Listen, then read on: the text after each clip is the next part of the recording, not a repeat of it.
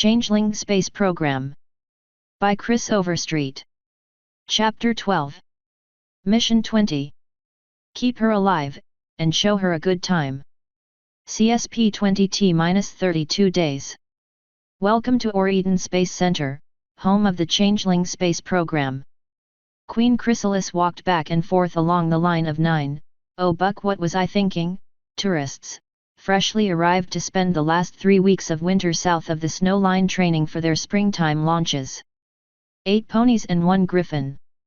2 Maynadenites, 2 from Cloudsdale, 3 from Canterlot, and 2 from Rainbow Falls. All within the bounds of basic fitness to fly at accelerations of up to 4 gs and of a size to fit in the tourist compartment. In one case, just barely. Over the next 3 weeks you will be trained and instructed as if you were a proper astromare, the Queen continued, not making eye contact with any of the tourists, and especially not one particular tourist.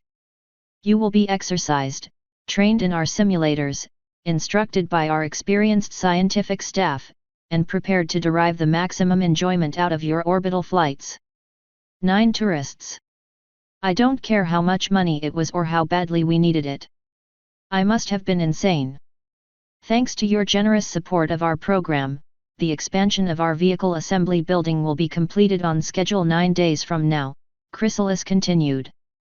On the second day after winter wrap-up, that's 12 days from now, you will get to watch as we use our new facilities to launch a global exploration satellite sponsored by the Canterlot Explorers Society, 276.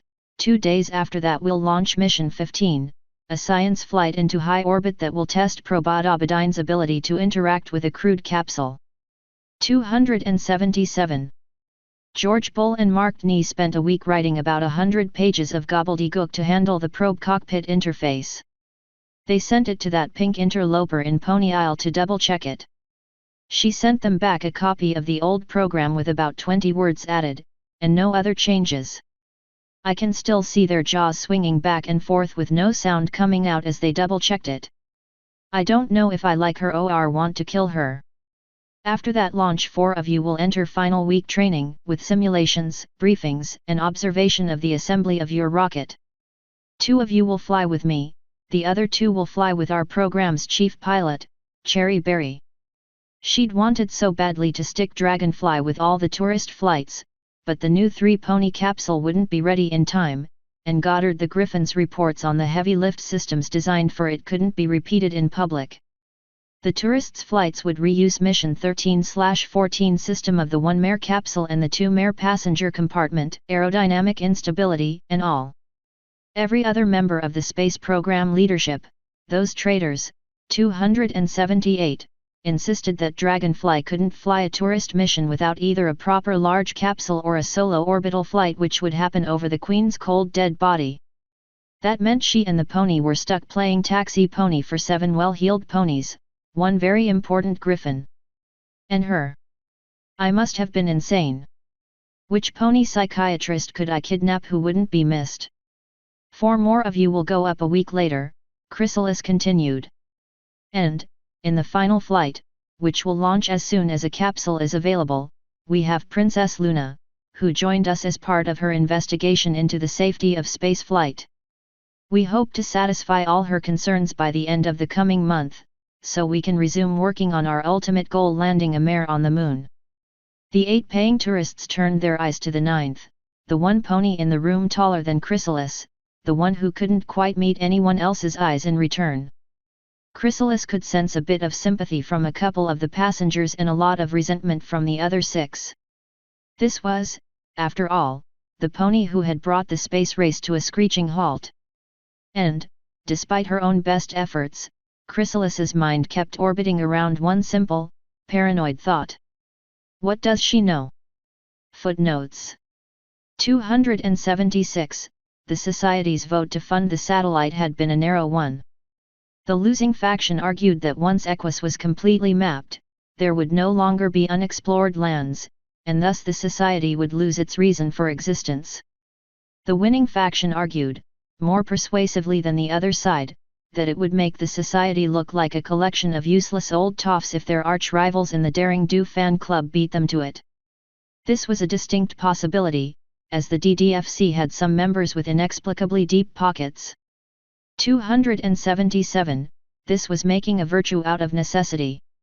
Occupant had surprised everyone by soaring through the academic portion of his science training, mostly because he already knew most of the material as part of his job as flight manager. But the final stage of his training would require a flight, and Noling trusted Occupant's piloting skills less than Occupant himself. So the Bulls would get fresh data, Occupant would train on servicing equipment in space, and Dragonfly would sit on the ground and be reminded of her ongoing punishment.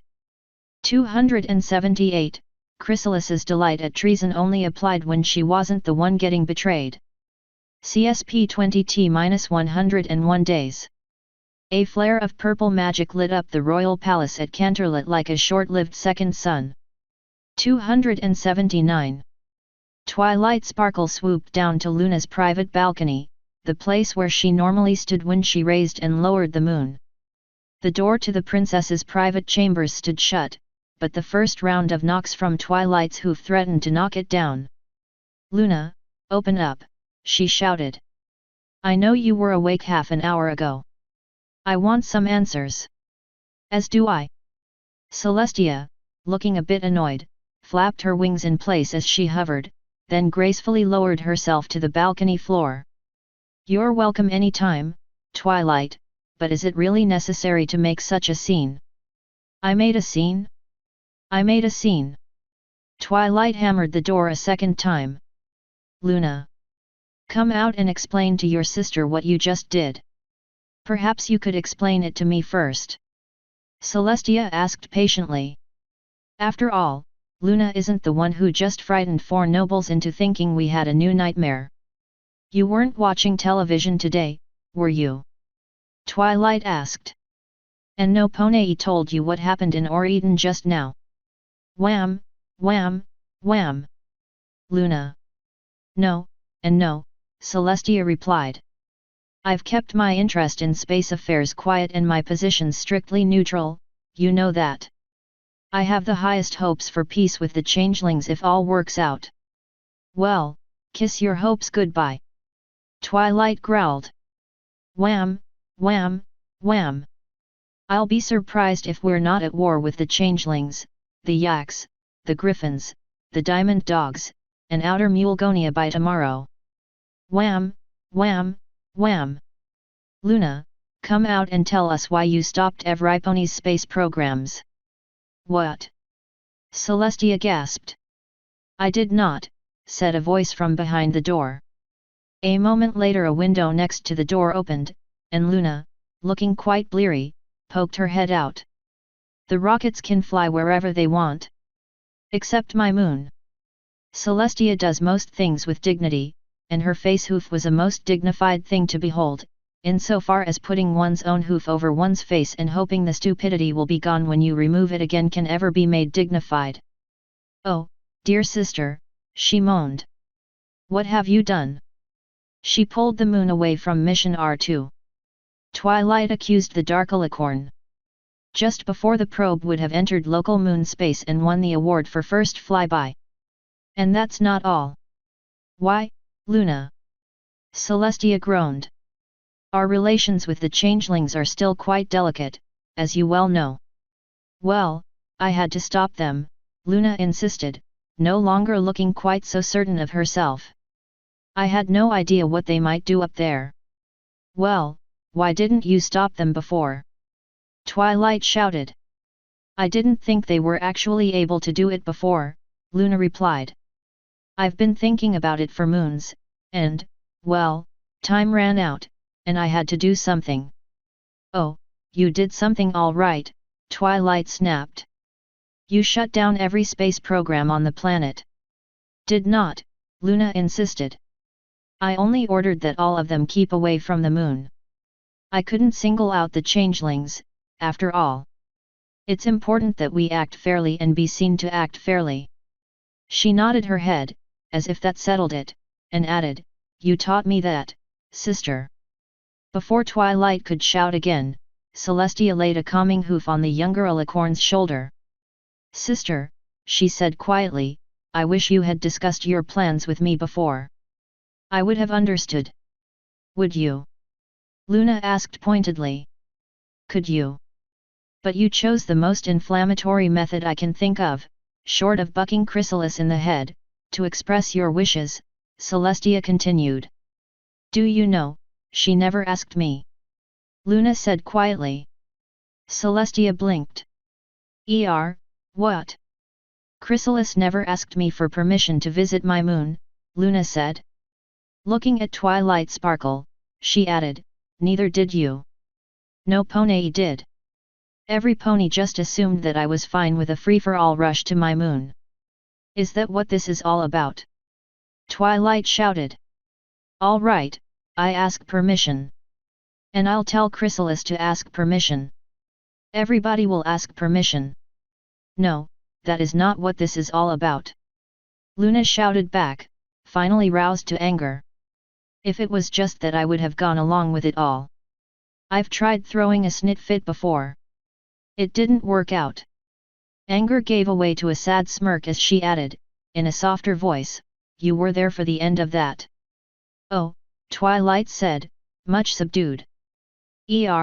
Sorry. I wasn't thinking about what I was saying. Well, it did upset me, being ignored, Luna said. And I confess it was very satisfying to make certain that BP Box missed its target. But that's not why I did it.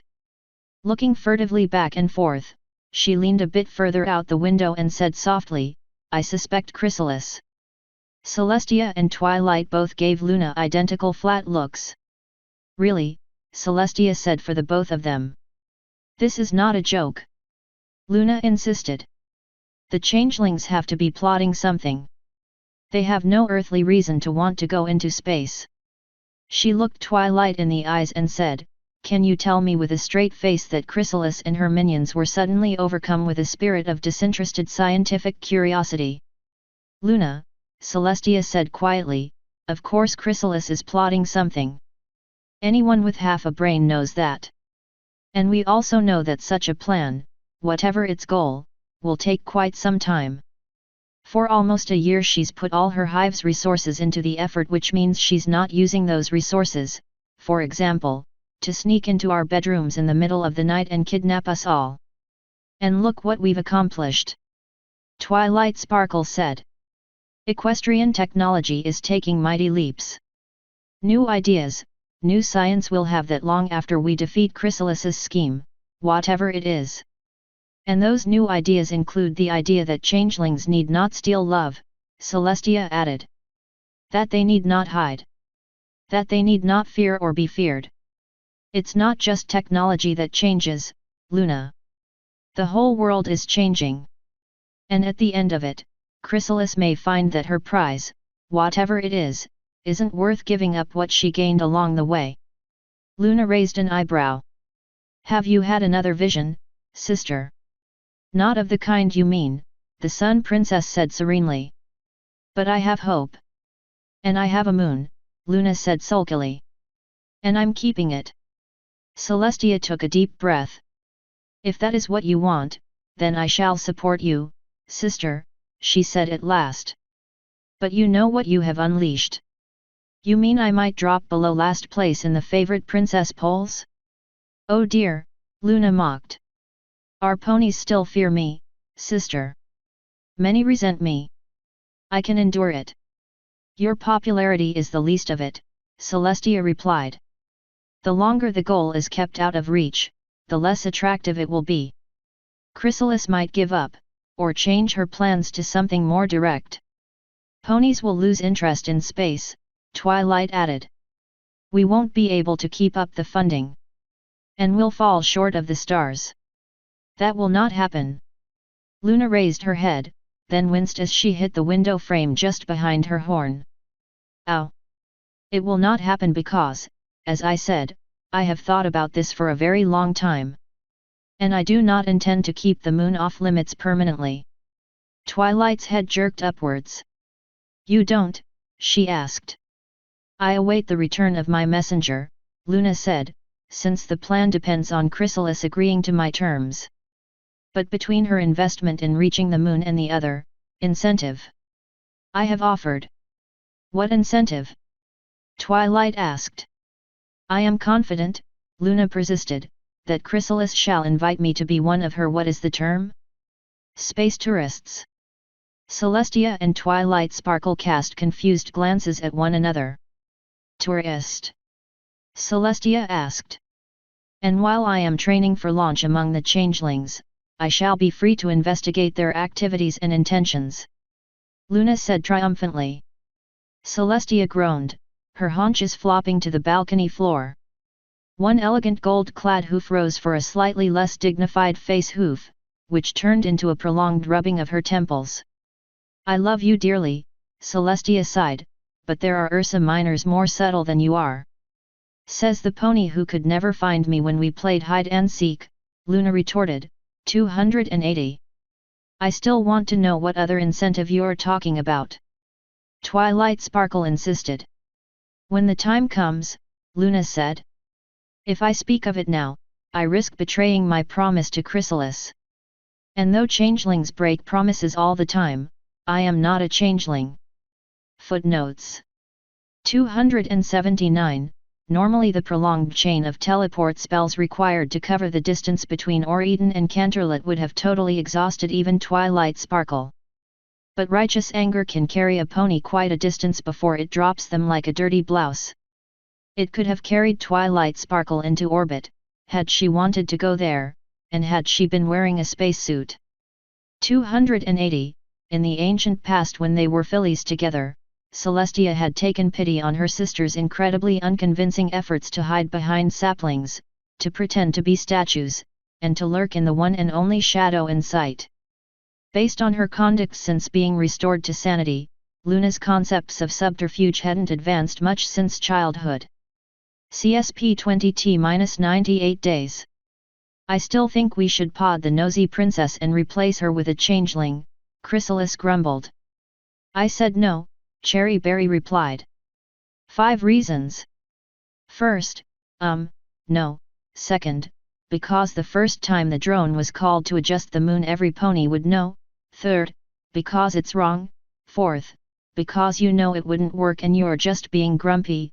And fifth, no. But it's so tempting. Chrysalis insisted. First she blackmails me into agreeing to her little deal, and then as part of the deal she puts herself totally in my power. Without even a single guard. Yep, Cherry agreed. Sound like any pony else you know. Chrysalis ignored the remark, stopping at the door of the conference room to give her chief pilot a direct stare. Haven't you ever seen something you really wanted, in easy reach, but you couldn't have it? Nope. You don't kidnap cherries, Cherry Berry replied, stepping past the changeling queen and opening the door. The other members of CSB's leadership were already seated, Occupant, Warner von Braun, Goddard the Griffin, and Dragonfly. Good morning, every pony, she said cheerfully, to the quiet nods or soft grunts of the others. Chrysalis followed behind, closing the door and taking her usual seat at the head of the table. All right, she said, why are we having this meeting again? I thought we made the agenda for the tourist flights yesterday. The issue is Mission R2, said Warner von Braun. The vessel appears to be reaching its apoapsis. Our projected course shows it falling almost straight back and impacting with Equus. And? Chrysalis asked. It doesn't have to, von Braun continued. If we make a minor course correction now we can put the ship into a stable elongated orbit that will keep R2 in position for future use. What's the point? Chrysalis asked. We missed the moon. That's it. Mission over, isn't it? The Probodidyne hardware appears to be hardy enough to survive for quite some time in space, von Braun said. So long as the probe doesn't lose power or hit anything. Like, say, a planet, Goddard muttered. It should be good for months, possibly years, von Braun finished. And we consulted Miss Pi by telegram about the programming. She says a simple restart command will fix almost any program error we may encounter, and, he pulled out a yellow piece of paper from his suit pocket and read aloud, you don't need to worry about Proby Dobby going haywire and destroying all Equestria unless you see weird robot ponies with Austrian accents trying to kill the ancestors of the future resistance. I'm choosing to treat that as a humorous way of saying there will be no problems. 281. So we keep a probe that Luna won't let anywhere near the moon, Chrysalis grunted. What does that get us? A probe with almost half a tank of fuel. Goddard pointed out. Already in space? That we don't have to launch? That we don't have to pay for a second time. And which will be in the neighborhood if Princess Luna changes her mind, von Braun added. Chrysalis nodded. All right. What will it require? Very little, von Braun said. The probe is so far from Equus that the tiniest thrust will radically change its trajectory in respect to the planet. We could even kick the probe into interplanetary space with a few seconds burn. Then do it, Chrysalis shrugged. Keep the thing from crashing. If it's that simple, we don't need to have a meeting about it. There's another option, Goddard grumbled. We have a contract to put a satellite into orbit around Equus. We could repurpose R2 for it, like we discussed before launch. That would require at least 2 burns, von Braun said. One of them quite lengthy, to put us in the contracted polar orbit. We would be back in the same problem we discussed before launch, only with less fuel to return to the moon with. I see, Chrysalis said. What do you recommend? Send R2 to polar orbit, collect the new contract, and make a new launch if the moon opens up again, Goddard said. That gets some money back out of R2, and we aren't out the cost of a second launch. I think we should keep R2 and make a new launch for the satellite, von Braun dissented. We already have a probe that crosses the moon's orbit. So long as we keep it that way, our options are open. At the least it looks like we're still trying. Chrysalis nodded. Yes, we don't want to look like we're giving up. Especially not since public opinion seems to be turning in our favor. The others nodded. A number of newspapers had indeed cheered on Princess Luna for thwarting the changelings, but their opinion was definitely a minority.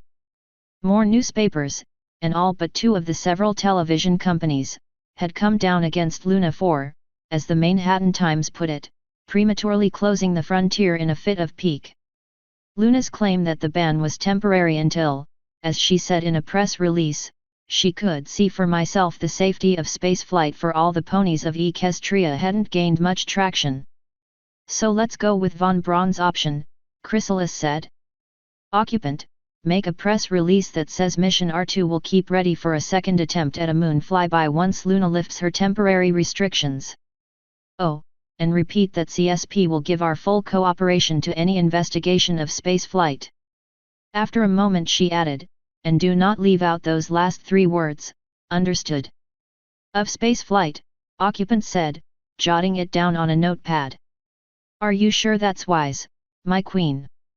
Dragonfly asked. We changelings are all honest and legal now, obviously, she gestured not so subtly to the non-changelings in the room. But, well, maybe we don't want to stir up the past. Relax, Chrysalis smiled. The Changeling space program has nothing to hide. And even if we did, she said, not gesturing to the non-changelings in the room in any way, Princess Luna knows nothing. Footnote 281, von Braun thereby chose the method 99.2% of all those acquainted with Pinkie Pie used to maintain their own sanity, i.e. ignore anything they couldn't understand or explain. Mission R2 Extended Report. Mission Summary. Adjust R2's orbit to prevent satellite crash, take photos of ground site on Equus. Pilot, Probodobadine OKTO, Dragonfly. Flight duration, ongoing. Contracts fulfilled, 1. Milestones, none. Conclusions from flight, a nudge. We gave it a nudge. Big deal. Mission assessment, successful. CSP 20T-25 days. I know nothing, Luna thought, staring at the chalkboard with a total lack of comprehension. Equations littered the chalkboard. Some were the kind of math star Swirl had once tried to teach the two newly installed princesses of Equestria in ancient days. Celestia had learned quickly, but Luna struggled and eventually gave up completely, filling her note scrolls with cute little sketches of spiders. Others were some kind of strange drawings that Luna thought were chemistry, which Twilight Sparkle had told her was like alchemy but without any magic whatever. Preposterous thought. Luna looked down at her desk, at the paper she'd been sketching on with the pencil held in her telekinetic grip. She'd managed a most adorable picture of a wolf spider, 8 innocent eyes looking up in joy at the viewer. Sighing, she neatly folded the paper, tucked it behind her tiara for safekeeping, and took out a fresh piece of notepaper. Not that it matters, she thought. They can't flunk me out of my rocket ride, and I'll have discovered Chrysalis's secret scheme long before then anyway. Part of Luna recognized that last thought as blind optimism, since her subtle, secret investigations were going nowhere on wings. Yes, she had the run of the space center. She even had permission to go into secret or dangerous areas the other tourists weren't allowed into, but she never had the time. Between Markne's exercise drills, George Bull's maths and chemistry, George Cowley's advanced aeronautical theory, and riding the training machines under Dragonfly's supervision, Luna barely found time for her all-important afternoon nap. And then, of course, she still had to raise and lower the moon and guard the dreams of her little ponies all through the night. Luna had sent for her special roasted coffee beans and a second coffee brewer from Canterlot. Only the unholy brew kept her awake from moonset through lunch. 282. And what do you know, just as she thought of lunch and bed, not quite in that order, bells rang across the complex. "Ah, our time is up for today," George Bull said. "Tomorrow we'll discuss the advantages and disadvantages of hydrazine and nitrogen tetraoxide versus liquid hydrogen and liquid oxygen. Bon appétit!" As the other tourists filed out, Luna held back a moment. "Dr. Bull? May I ask a personal question?" The Minotaur smiled and said, "So long as it doesn't keep me from my own lunch." "Why do you do this?" Luna asked. Simple question, to the point, she hadn't time or energy for anything else. George Bull gave the question several moments of serious thought. Drive von Braun does it because rocket science is his life's work. Indeed, it's his life, he said. And the rest of us from the Isles are also very enthusiastic about that, but we have our own reasons. Markne wants electronics that can make technology available to the non-magical. Lord Cowley wanted to fly in his youth, and he's still quite passionate about that. As for myself, Bull said, smiling a little wryly, I'm in it for the mathematics. For the logic, to be precise. Taking a deep breath, he added, I've always believed that everything is solvable, every secret of the universe, if we first understand the processes of the rational. I do beg your pardon, Doctor, Luna interrupted. You could do all that elsewhere. Why are you doing it here, for Queen Chrysalis? George Bull nodded. Well, it seems a bit ungrateful if we were just to pull up stakes after, not to put too fine a point on it, she bailed us out of our own difficulties. Lord Cowley was on the point of mortgaging his manor, and the rest of us were quite without means of visible support, as they say. And that's it? Luna asked. For sale to the first bidder. At least one spot, we stay bought, Bull said with a chuckle. When he noticed Luna not smiling in response, he added, seriously, none of the four of us has any head for business. Von Braun is good at working with people, but that's all. Here we have a steady though limited research budget, a relatively free hand, and possibly the most stimulating possible environment for scientific advancement. He smiled and added, what more could we want? Besides dinner. Without waiting for any further questions, the Minotaur bowed, closed his folder of lecture notes, and strode out of the Astromare briefing room. Thank you, Doctor. Luna called out after him. In a softer voice she added, you poor, deluded soul. The mess hall lay only a few doors down from the lecture hall, and only a couple of minutes later she had a nice hot bowl of soup, a watercress sandwich, and a cup of warm cocoa practically covered with mini marshmallows. 283. She was looking for a seat when she heard someone call, "Princess! Over here!" One of the other tourists, Billy Bobtail, was waving her to a seat with the other tourists. The first couple of days, meals had been rather tense. Most of the changelings were angry at her. That was no surprise, and so were most of the tourists, as much as Luna wished otherwise. But Billy Bobtail and Rooster Tail, no relation, 284, had from the start tried to incorporate the princess into the group, and by the fourth day she was, if not forgiven, at least tolerated by all. "Thank you," Luna said, taking the open stool. She levitated a spoon and took a sip of her soup. "Has anyone heard anything new about Garriott? He was asleep when I lowered the moon this morning. The changeling medic said she wants him kept to bed one more day just to be safe." Rooster Tail shuddered gently. Her exact words were, "I never knew a pony that wasn't the tastier for a few sweet dreams. Gave me the creeps." "Now, be fair," said Stock Ticker, the Manhattan unicorn. "The missus and I tried out their pod clinic and spa when it first opened. 3 days in and out, no monkey shines, no imposters.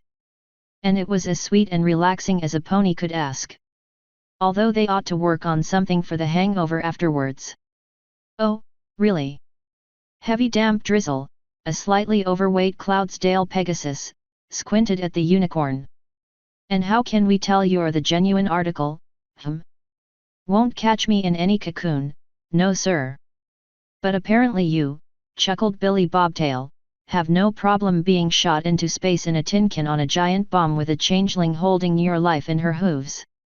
Well, that's different." Drizzle snapped. "At least the changeling will be in the can with me, ha! And what about you?" "Yes, actually, I would like to know as well," Luna interrupted before tempers rose any higher. "You all know I'm here investigating spaceflight." "Investigating the changelings, you mean," Drizzle grunted. "You don't exactly hide it under your hat." "I don't have a hat," Luna said, a little bit nonplussed. "But I'm curious to know why you are all here. You all paid Chrysalis quite a lot of money to be, shot into space in a tin can on a giant bomb, as you put it." "Well," Drizzle grunted.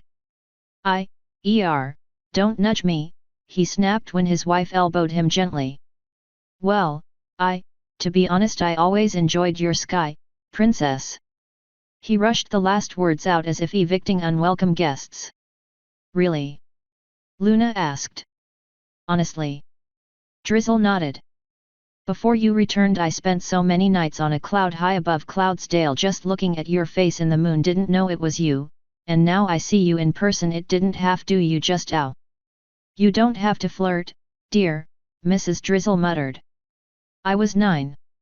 Drizzle insisted before gathering his composure. "And all of the stars, the Milky Way on a really clear night, sometimes I imagined I could reach out and touch M. And this is my chance to get a little bit closer to M, so I took it." He reached out and hugged his wife, who, a little to Luna's surprise, leaned into the hug. "It's something I can share with my wife. And you can just imagine how I felt when my former favorite princess," he growled, very nearly shut it all down. "Honey dear, and I just wanted to fly together," said Fairdoos, the Earth pony stallion, nudging his Pegasus spouse. "We've traveled in balloons and airships. Unfortunately no ponies built a passenger aeroplane yet, though we're working on a 2-pony ornithopter in the garage. But when we came to the R1 launch, we met Queen Chrysalis and asked for a ride like Jet Set and Upper Crust got. And she was so delighted." "Oh, don't I know it?" Stock Ticker agreed. "I'd already asked Princess Twilight Sparkle, but she insisted that spaceflight was too dangerous for tourists. Said what Chrysalis was doing was completely irresponsible." Yet, Drizzle took a healthy bite of his own sandwich and continued talking as he chewed. "And who else she Wygama Ash?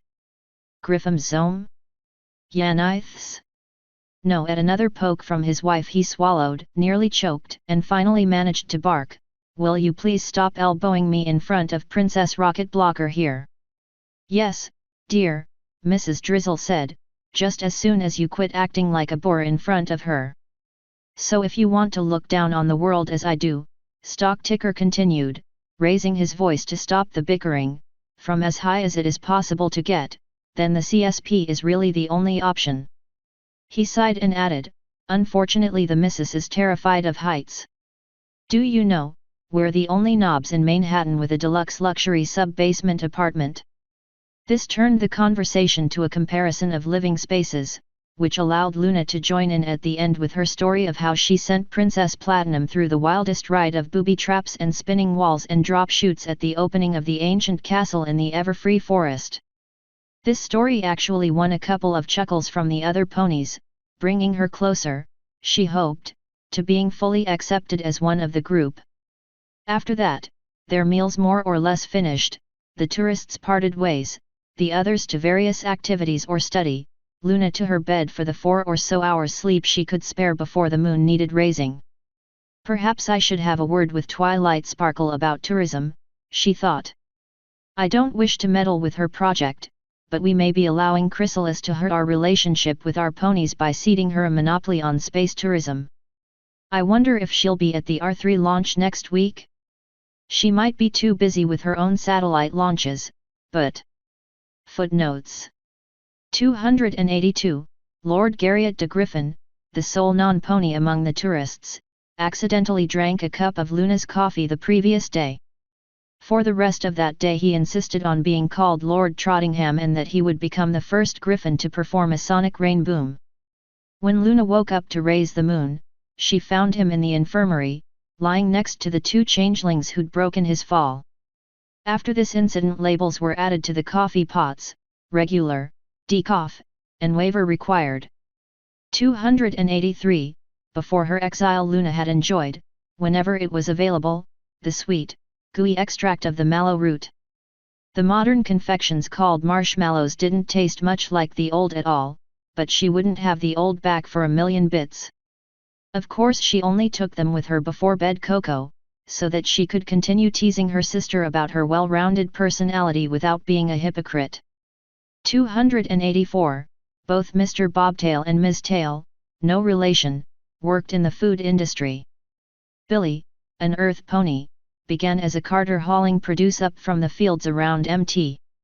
Cantor and, over the years, became the second largest grocery distributor for Canterlot and a couple of outlying villages.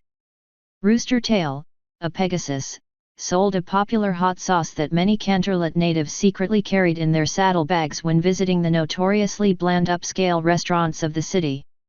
Both had been saved from anxiety dreams by Luna, and both shared her dim view of the capital's unicorn aristocracy. Thus they were prepared, as almost none of the others were, to give the princess the benefit of the doubt. Mission R3 Report. Mission Summary: place artificial satellite in designated orbit.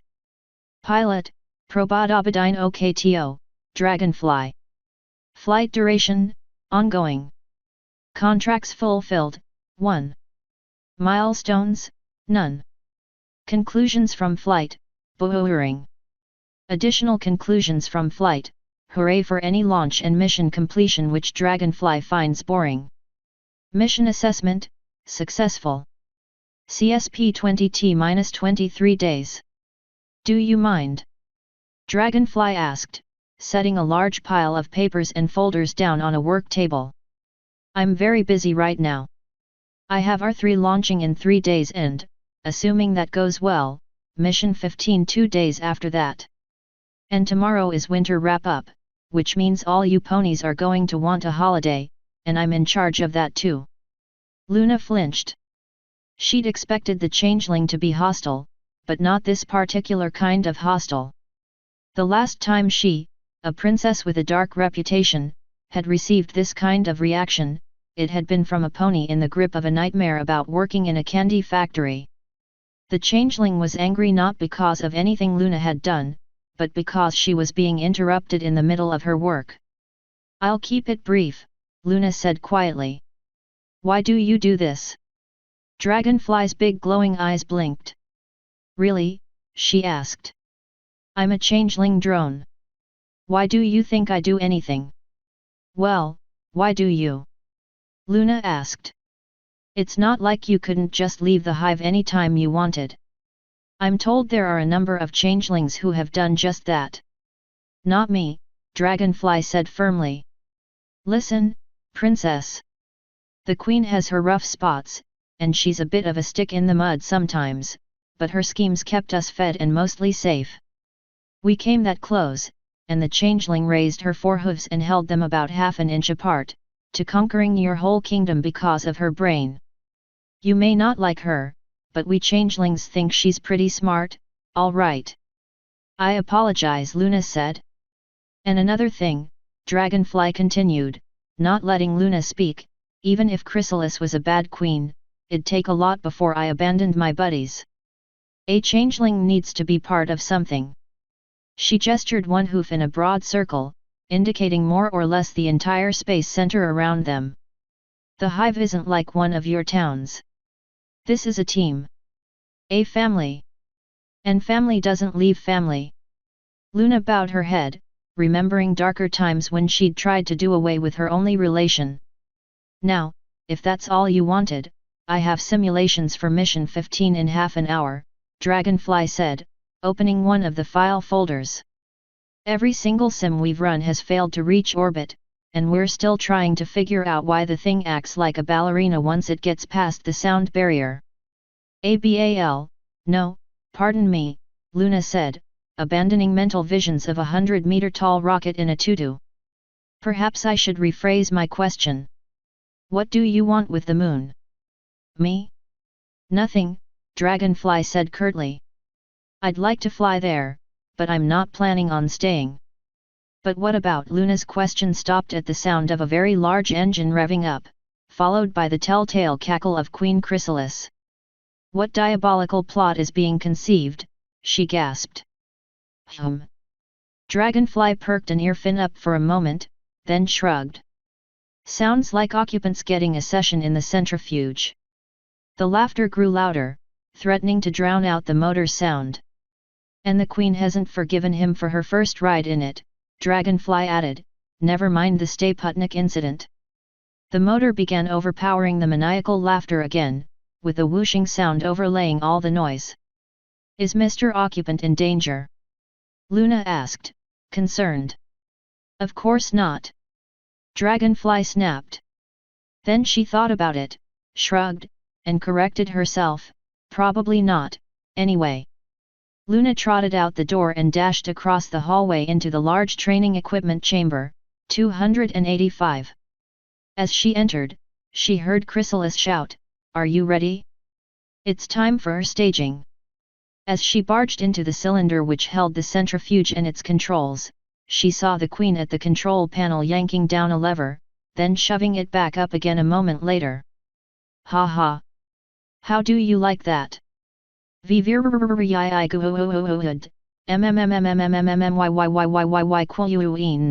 A buzzy voice croaked from the rapidly spinning centrifuge.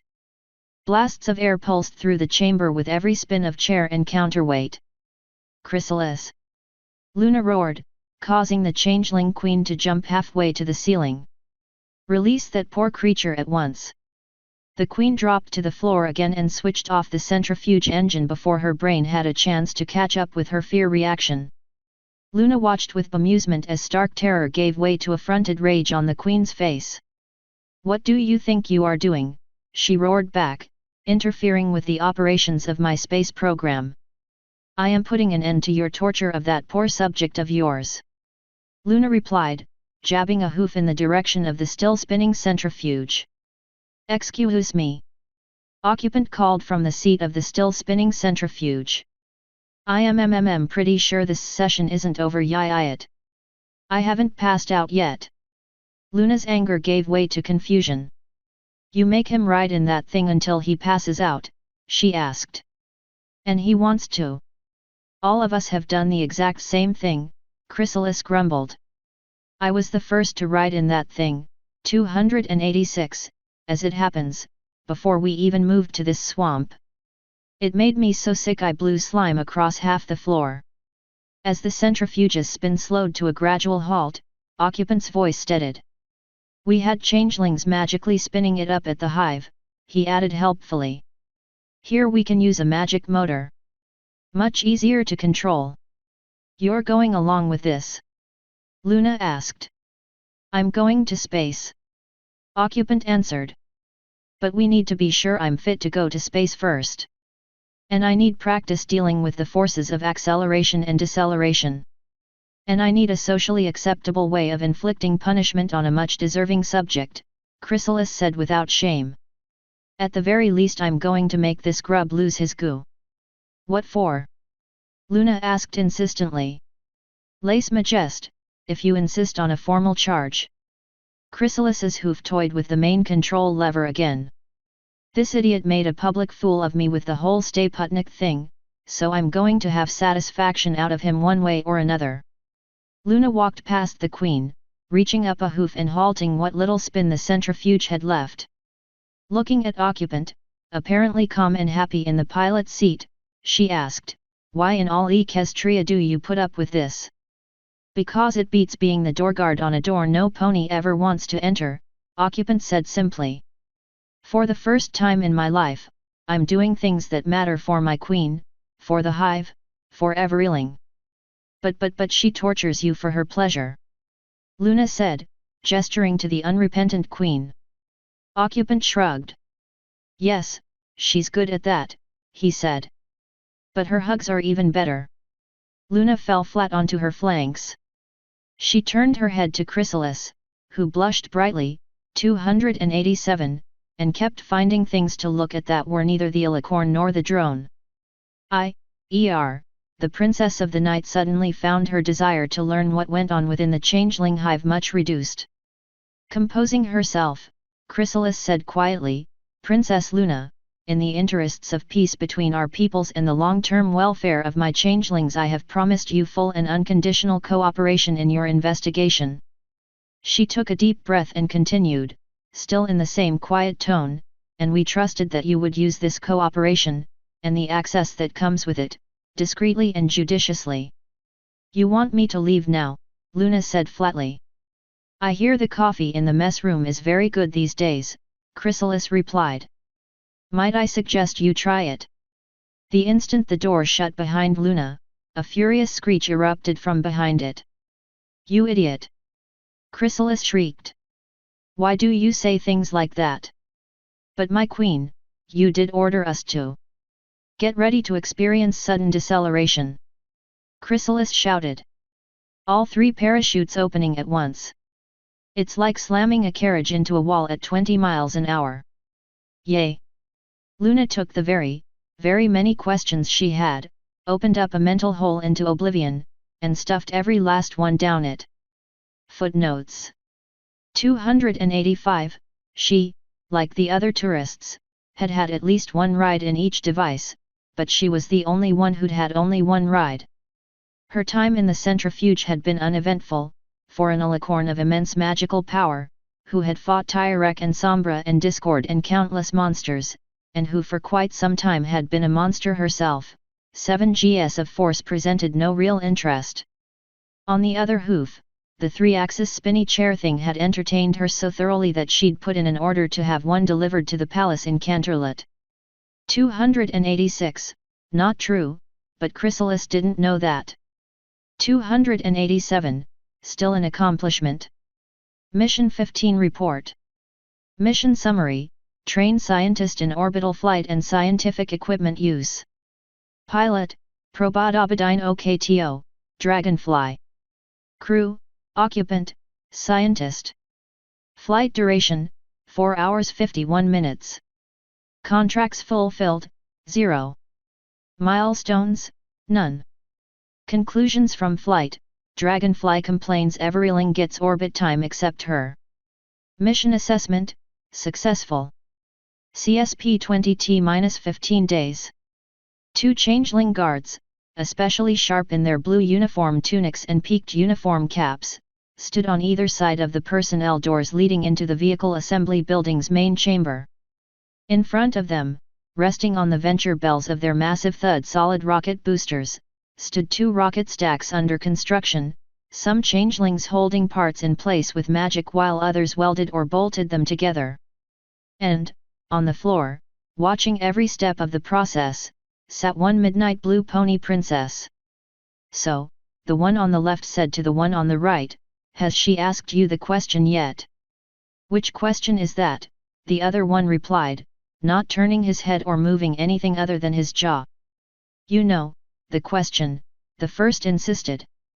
"Night Princess has been asking everything that crosses her path the same thing." "Really?" Now the second guard did move his head, tilting it in confusion for just a second before resuming his proper stance. "Because I was on guard when she asked Goddard what hydrazine tasted like." And the words he used answering her, well, I'm pretty sure nobody, not even a pony, would need to be told twice. "I'll bet," the first guard said, 288. "But that's not the question." "Oh." The second guard considered this. "I was also on guard when Luna talked to Iwal about the nitrogen tetraoxide fumes. Asked if she could borrow the red clouds to make a special sunset with her sister. She did." "Yab. Iwal doesn't know as many bad words as Goddard, but she makes up for it in repetition." "I'll remember that," the first guard said, 289. "But the question I meant was, why do you do it?" "Oh, that one." "No," the second guard said, shaking his head briefly, "no, she hasn't asked me." "Me either," the first guard said. "I hear she even asked Uncle Pointy. The Queen put him under carapace, you know, running the gift shop." "What was his answer?" "He said that he got to read all the books in the shop," the first guard shrugged. "What more reason did he need?" "That's Pointy all right." "But Pointy's a nobody," the first guard said. "You and we're really important changelings. Why, this place would be completely overrun if it weren't for us." "Too true," the second guard agreed. "So why hasn't the princess there asked us?" The second guard gave this a bit of thought. "You know," he said at length, "it might be that she sees how important our job is and doesn't want to interrupt us." "You really think so?" "Dunno, but it makes sense, doesn't it?" The first guard nodded for just a moment. "Yeah. I'd never have thought a pony would have that kind of smarts, though." "Well, she is a princess." The second guard waved a perforated hoof at Luna, who continued to watch the rocket assembly with intense concentration. "They don't give you that just because you have a horn and wings, right? Otherwise every changeling would be a princess." As if one body controlled both heads, the two guards glanced across the immense chamber at Plastron, who was doing nothing more than holding a clipboard and nodding to himself. "Except Plastron," the first guard said. "Yeah," the second guard agreed. "Even occupant would get a tiara before Plastron." Upon the rock of mutual contempt for CSB's health and safety officer the conversation ran aground, and the guards stood for a while in silence, watching the VAB to make sure nobody stole it. 290. As the assembly crew began assembling the crew capsule stacks for what would be missions 16 and 17, the first guard asked, "So, if she asked, how would you answer?" "Probably a bit more politely than Goddard or Iwal," the second said. "No, no. The other question, remember." "Oh. Well," the second guard shuffled his hooves. "I kinda have a confession to make. I put in for a transfer to tour guide duty." "Really? Why?" "Snacking. I know you were around for the Queen's lecture about that." "I don't need to eat anything except what the ponies give me directly," the second guard replied primly. "I've been smelling the yummy gratitude for months now." "Yummy gratitude," the first guard said, making a face. "I can't help it if everything else has no taste." 291, the second guard shrugged and added, "What about you?" The first guard shrugged. "It gets me out of the hive," he said. "Out and around other people. Do you know, I have a date for Hearts and Hooves Day next week." Under what disguise? No disguise. The first guard tapped his chest proudly. There's a pony in Oreton that feeds me for who I am. And a pony I know. The trash collector. The mare with 4 teeth and the knotted-up mane. That's her, the first guard nodded. We're going for a sail on her garbage barge. You always get all the luck, the second guard grumbled. Another several minutes of intense silent guarding followed. This time it was the second guard who broke the silence, asking, "Do you know if Luna's asked the Queen that question?" "No clue," the first guard said. "Not that it matters. Whatever answer the Queen gave would be a lie too slick for the pony to figure out." "You don't think she would tell the truth?" "I'm pretty sure the Queen wouldn't tell us the truth," the first guard insisted. "Why would she tell a nosy pony?" "The Queen hasn't told us anything at all," the second guard said. "I figured, if she had a lie, she'd have told it to us already." "Don't be silly," the first guard snapped. "The magic of lies is, they never run out." Footnotes 288, accidents happen, and some things, like N2H4, can overcome even the resilience of changelings. The guards remembered in particular one fellow guard who had been too close to the fuel lines when they disconnected, getting a splash of the new fuel on his body. He'd had to be rushed back to the hive for changeling specialized medical treatment and, eventually, a forced molt. Even after the molt his chitin was discolored in the exact pattern of the splash. Fortunately that had been the only such accident thus far, and it had made the changeling ground crew even more cautious around the truly deadly liquid oxygen and liquid hydrogen tanks and feed lines. 289, of the chemicals that Goddard the Griffin had found most efficient for liquid-fueled rocket flight, N2O4 was probably the least dangerous except for ethyl alcohol. That didn't make it exactly safe, quite the contrary. Changelings had learned to track down and fix leaks quickly after several guards, who had been proud of their bright shiny nickel-plated security badges, had brought in horribly blackened badges for replacement after being caught in a plume of red smog. It hadn't taken anybody long to wonder, if the fumes did that to a badge, what was it doing to their lungs? 290, this was equestria. There were precedents. 291, gratitude is to changelings much like Brussels sprouts are to practically everyone else, it can be eaten, it's healthy and mildly nourishing, but in short order most changelings look for something, anything else to eat instead. The very mild gratitude tourists felt towards a good tour guide would be even closer, metaphorically speaking, to celery or possibly even parsley. But there's always someone who likes what everybody else hates, whatever the species. Mission 16 Report. Mission Summary, take 2 tourists to orbit and return them safely. Pilot, Cherry Berry. Crew, damp drizzle, misty drizzle, tourists. Flight duration, 4 hours 5 minutes. Contracts fulfilled, 2. Milestones, none. Conclusions from flight, Mr. Drizzle didn't like the meal. The meal didn't like Mrs. Drizzle. Mission assessment, successful. Mission 17 Report. Mission Summary, take 2 tourists to orbit and return them safely. Pilot, Chrysalis. Crew, Billy Bobtail, Rooster Tail, tourists. Flight duration, 7 hours 48 minutes. Contracts fulfilled, 2. Milestones, none. Conclusions from flight, the passengers said in the survey they weren't afraid of heights or closed spaces. Too bad we didn't ask about heights and closed spaces. Mission assessment, successful. CSP 20T-9 days. Luna slumped at the breakfast table next to the 4 remaining tourists. "Why won't any pony lie to me?" she asked, interrupting the discussion about how the first 4 tourists had had unhappy flights.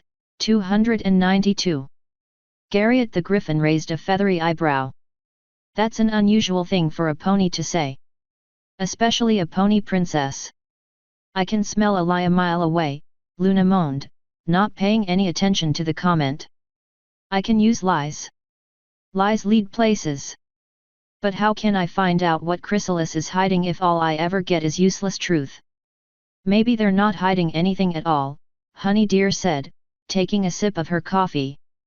3 other ponies and a griffin turned their full attention to her.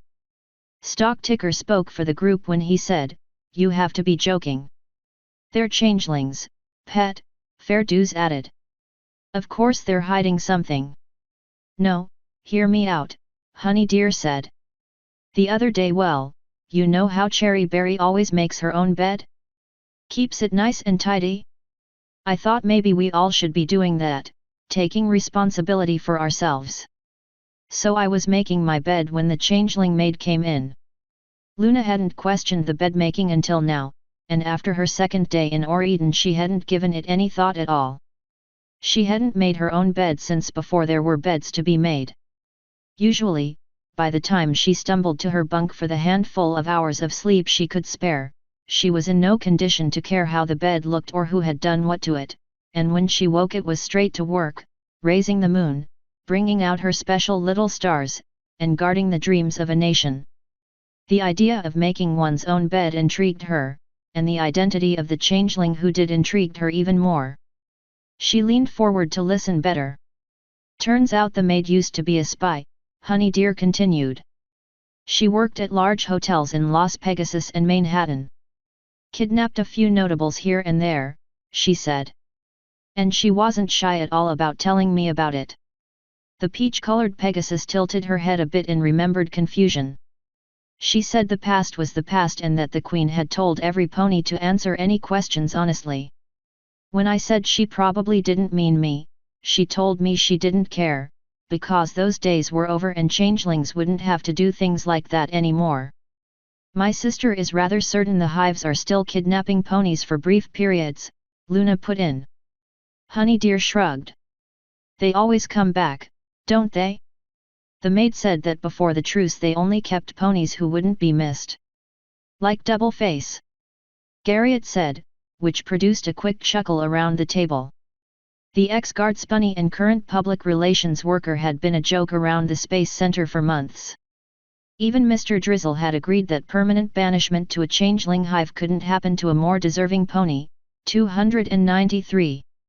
Anyway, one of the first things Chrysalis did when she announced the space program was to release and return all her prisoners, Honey Deer continued. "The maid tells me there's not a single pony held captive at the hive now, but the changelings are eating better than they've ever done before." "You know," Stock Ticker said slowly, "you might well have a point. I always thought that Chrysalis's words about a better life for changelings, earning love rather than stealing it, and so forth was just so much PR twaddle. We hear that sort of thing in Manhattan all the time. But if your maid was telling the truth..." "The maid," Luna cut in, "who by her own admission was an infiltrator and spy. And thus among the best actors and liars the hive has to offer." But as she said it, Luna squirmed a bit, because the story fit neatly, oh so neatly, in among dozens of identical stories she'd heard from every changeling she'd spoken to. Smart or stupid, sneaky or blatant, busy or idle, they all said more or less the same thing: things are better now, and we don't want to go back to the old way. Some of them had more specific reasons: "I do it for the hive, I do it for the Queen, I do it for the goodies, I do it because I like it." But Luna hadn't been able to sense a single ulterior motive. Not a lie, not an omission, nothing at all. She'd even gone to extremes to present herself as a suicidal, or equicidal, idiot in order to smoke out plots against Equestria. She'd proposed, apparently from ignorance, one scenario after another in which rockets could be used as weapons, rocket fuel as secret poisons, the new artificial satellites as spy platforms or mind control spell relays. The responses had ranged from nostalgia, "Wish we'd thought of that in the bad old days," to incredulousness, "Why would we blow up our food supply?" to outrage, "What kind of monster would even think of that?" She'd expected that last reaction from the ponies and griffins and minotaurs she interviewed, but she'd never expected changelings to react the same way. And even the changelings who still saw ponies as nothing more than livestock, a majority of the staff, Luna thought, but she was no longer so sure, said it plainly and simply: this way works better. If it was still the bad old days, then those might be ideas, but why risk wasting food when you can have a limitless supply? Apparently all Luna had accomplished, aside from making a fool of herself, was to give the changelings some very dangerous ideas if and when the truce broke down. It didn't comfort her at all to know that Chrysalis and her followers worked hard to prevent any of those ideas from actually happening. She still didn't know Chrysalis's actual scheme, and myself, I'm having the tofu curry. Isn't that kind of risky after what happened to Mrs. Drizzle? I just think she wasn't used to spicy food. What about you, princess? Pardon. The conversation had gone ahead without Luna far ahead. Have you picked the menu for your flight yet? Garriott asked. I haven't given it any thought, Luna said. She'd been so focused on her investigations, and her normal duties, and her utterly insufficient sleep, and the lessons she more or less daydreamed her way through, that she had given not a single thought to the possibility that she might actually take her flight into space. Now that possibility sank in, put down roots, and extended a broad canopy of leaves, each a tiny horrible little idea that added up to utter terror.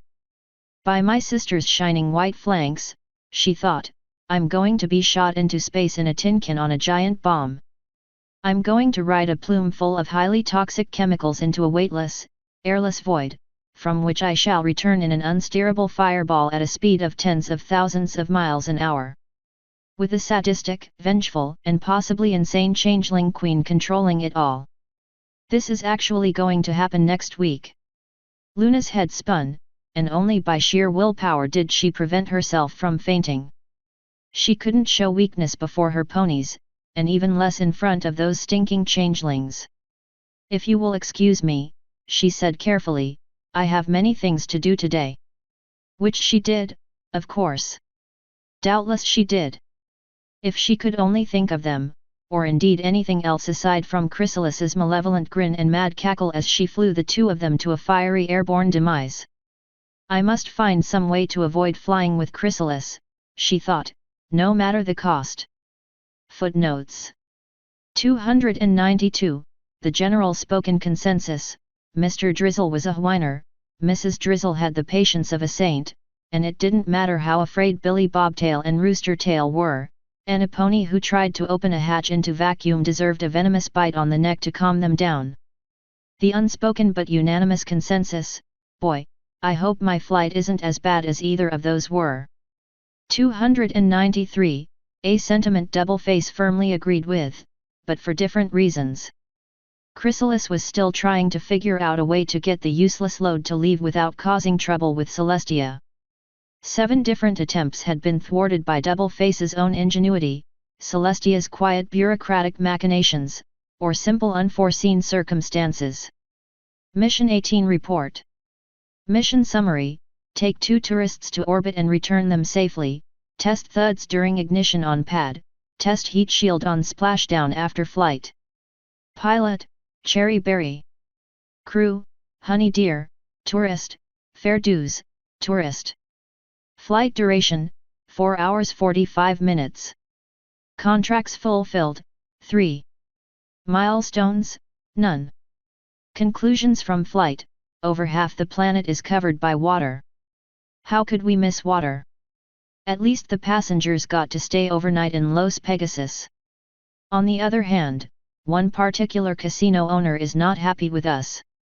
Mission assessment, partially successful. Mission 19 Report. Mission Summary: Take 2 tourists to orbit and return them safely, test heat shield on splashdown after flight. Pilot, Chrysalis. Crew, Stock Ticker, Garriott the Griffin, Tourists. Flight duration, 4 hours 11 minutes. Contracts fulfilled, 2. Milestones, none. Conclusions from flight: we missed the water again. Also, we owe Apolloaza a new clock tower. Mission assessment, partially successful.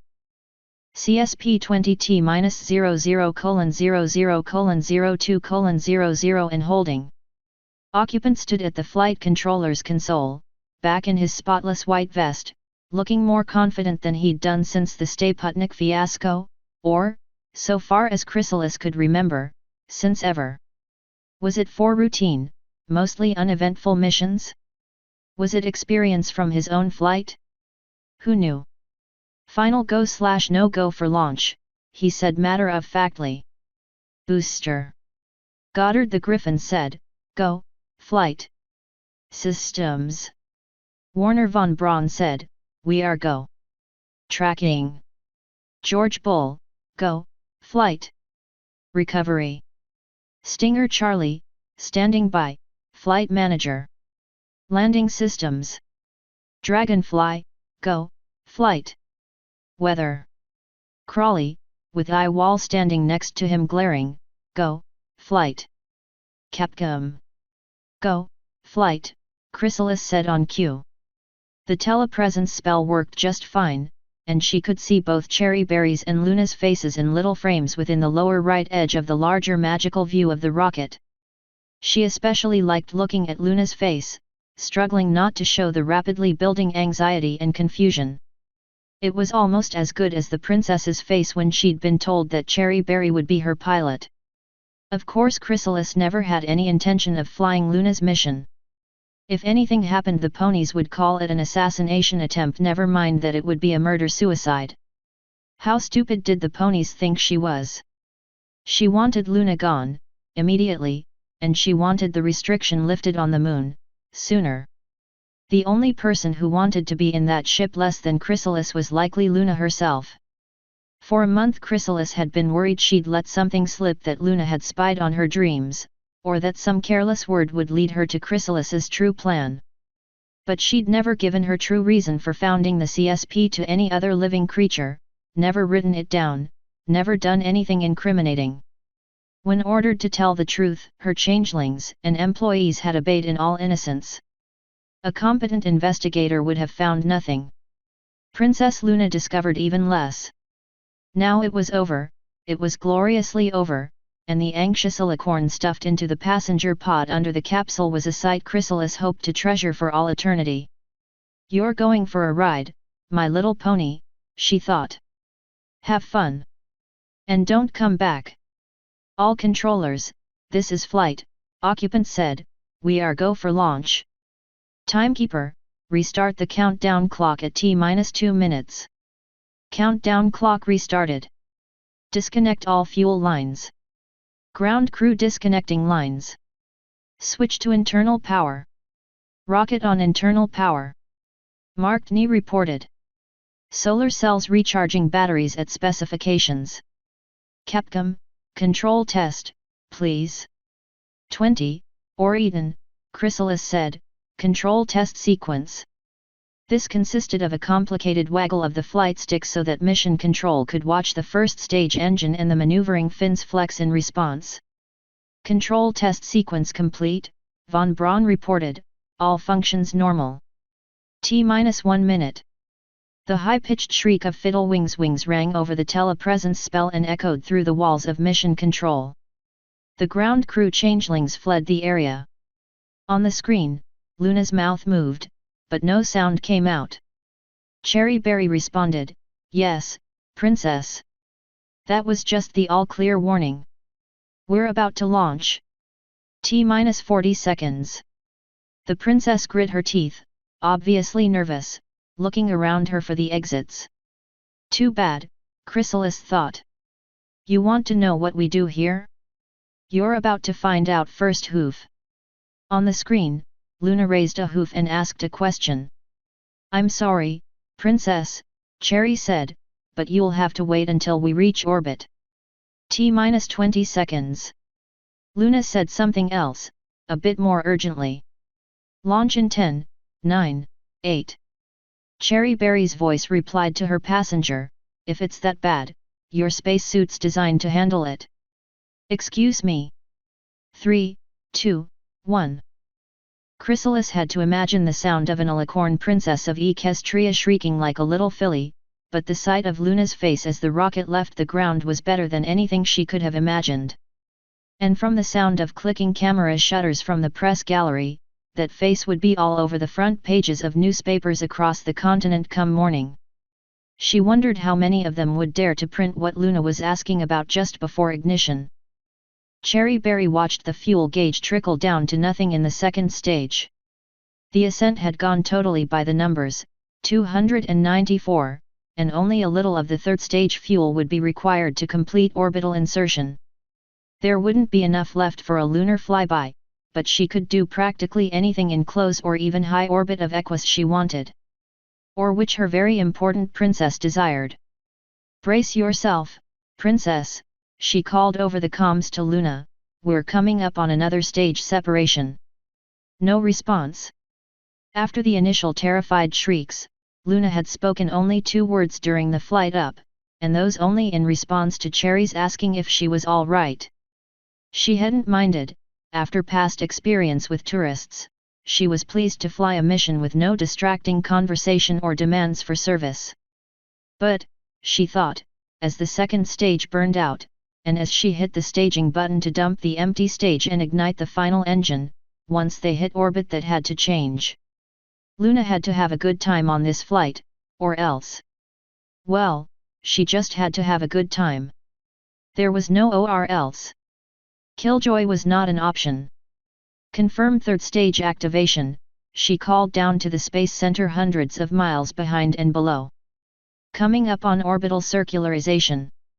Roger, third stage, Chrysalis's voice replied in her headphones. Stand by for Miko. The displays had been upgraded somewhat since the first flea-hop flights. Cherry could now see the projected orbit in a little screen to the right of the NAV ball, could find the projected periapsis as it rose out of the wire mesh globe which was the computer's idea of Equus. With a flicker of motion the markers for periapsis and apoapsis flipped, and just as Chrysalis said, "Miko." Cherry Berry's hoof came down on the throttle, cutting off the engines. "Miko," Cherry said. "Confirm main engine cut off at 5 minutes 48 seconds. "Confirmed, Miko," Chrysalis replied, voice in full "I am more rocket pony than you" professional mode. "You are go for orbital operations. Orbit's looking nice and stable." 20 copies, Cherry Berry replied. 20 copies of what? That was Princess Luna's voice. Cherry Berry could hear both mission control and the passenger cabin, but the ground couldn't hear Luna until and unless Cherry Berry hit a certain switch. Rather than hit that switch, she flicked another that turned off outgoing comms altogether, allowing the crew privacy for a moment. "It means I understand what mission control says," she said. "It comes from telegraphs. After any telegraph message the pony at the receiving end has to report that he's written down the message correctly. If the message is clear, she sends back, 'Copy, see.' So I say, 'Mission 20 copies,' because this ship is Mission 20. "But these headsets aren't telegraphic," Luna protested. "No, but semaphore and telegraphy were the first non-magic long-distance communications systems," Cherry said. "So as we create new telecommunications, by magic or electronics, the words and traditions stay with us." "If you say so," Luna said uncertainly. "So, we appear to be in space now." Yes," Cherry Berry said uncertainly. "You're welcome to unbuckle your belts and float around the cabin if you like." "I'd rather not," Luna replied bluntly. "It feels like I'm in the dream world, but I have no control over anything." Princess." The panic now avoid the Rushit's Bonneville tradition part of Cherry Berry made a play for ascendancy, and she had to take a deep breath to keep the steely-eyed missile mare part of herself in charge. "Please don't cast spells in the spacecraft. The hull isn't rated for a licorn strength magic." "I wasn't, I mean, I copy," Luna said, sounding much more timid than Cherry had expected. "I believe I shall just sit here and look out the windows." Okay." Cherry squirmed a little, then added, "Your in-flight meal is in the cabinet, and the utensils are in the table in front of you. Do you remember the training on how to prepare it?" "Yes, thank you," Luna said softly, "but I don't think I'm hungry just yet." Cherry sighed under her breath, trying not to let Luna hear. 295, even with the case of air sickness, meals had been a fun part of every tourist's flight. Playing with food in free fall never failed to turn the passengers into little foals and fillies. But if Luna didn't want to play in space, didn't want to try things, didn't want to be here at all, so far as Cherry could tell, then this was going to be a bad flight. And then, out the tiny window in the capsule hatch, Cherry spotted a glimpse of something. The moon. The ship was soaring around the curve of the world, and there tucked neatly behind the night side of the planet was the little shining grey disk. Yes, Cherry thought, that'll do nicely. Make yourself at home, princess, she said. I have a bit of routine to take care of with mission control, and then I think I'll have something extra special for you. Footnotes 294, in the sense that the ascent to space had been completely uneventful. In the sense of being normal for a CSP flight, definitely not. Part of Cherry Berry, the Ponyville-bred part of her that could be triggered into blind panic by a bunny stampede, fully expected the usual near-disaster any second now, even after the previous tourist flights. 295, she would have slumped on the flight couch, but slumping requires gravity. Luna slumped forward as much as lack of gravity and surplus of seat belts would allow and stared listlessly out the window. Now that she looked back on it, the flight up hadn't really been all that bad. True, there were all sorts of dangers, as the members of the Changeling space program had drilled into her head, but Luna had faced dangerous things before. Indeed, she was a dangerous thing. The only truly frightening thing about the flight had been her powerlessness, her inability to do anything if something did go horribly wrong. She didn't like not being in control, it reminded her too much of the worst parts of being the nightmare. But no, once you disregarded the inner demons, the flight had been merely unpleasant. She'd been stuffed into a spacesuit, then stuffed even more roughly through two hatchways barely large enough to admit her princessly proportions, being strapped into a chair in a chamber smaller than a private railway carriage, and then getting crushed into the chair as if riding in a sky chariot pulled by a team of Pegasi who had just taken a notion to chase a cyclone. All in all, it could have been worse. At least no pony was asking her to smile for the entire trip. 296. But, now that she was up, she could think of little else except coming down again. She wasn't really afraid of space, or of heights, or even the instant death that awaited her if she punched out one of the thick reinforced windows. She just wasn't interested.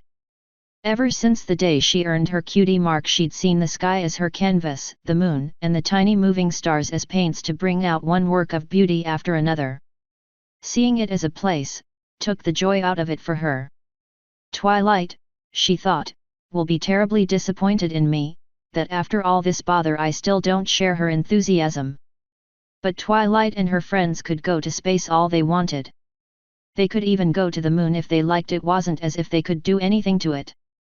Chrysalis and her little creatures, engaging, personable creatures they might have turned out to be, 297, but still the enemies of all pony kind, and never forget it. Chrysalis was another matter. Luna wanted them nowhere near her moon or her stars or her anything. She'd spent a month trying to find a justification, any justification, for grounding their entire program, and she'd ended up with nothing that would hold weight. Certainly nothing that wouldn't make her sister sigh and shake her head in that disappointed way that made Luna want to buck trees into splinters. Oh, there were certainly dangers involved in spaceflight that Luna could use to stop it, but everything she'd found would apply just as much to Twilight's efforts as to Chrysalis. If anything, the Changelings, with their Minotaur, Griffin, and Pony members, acted more professional than Twilight's staff. Not that she would ever tell Twilight that, or any pony else. They had given her no cause, absolutely none, to yank the reins and stop the carriage in its tracks. I don't know how she'll do it, she thought, staring out at the starry twilight sky of space without really seeing it, but somehow Chrysalis is going to conquer Equestria through spaceflight. And when she does, it will be my fault for not stopping her when I had the chance. She'd never been able to question Chrysalis personally. Only once in the whole month, had Luna seen the Changeling Queen when she wasn't busy training or administering her subjects. And that one occasion, that poor deluded Changeling in the centrifuge, well, it hadn't been the right time for questions then. And the right time had never come, and now she likely would never find the right time. For all the questions she'd asked, all the corners she'd nosed into and all the cracks she'd prodded, she'd never been able to ask the most important questions of the most important pony. Celestia was right, she thought, sighing to herself.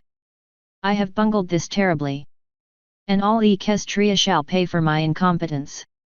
Something moved in front of her nose, and Luna blinked.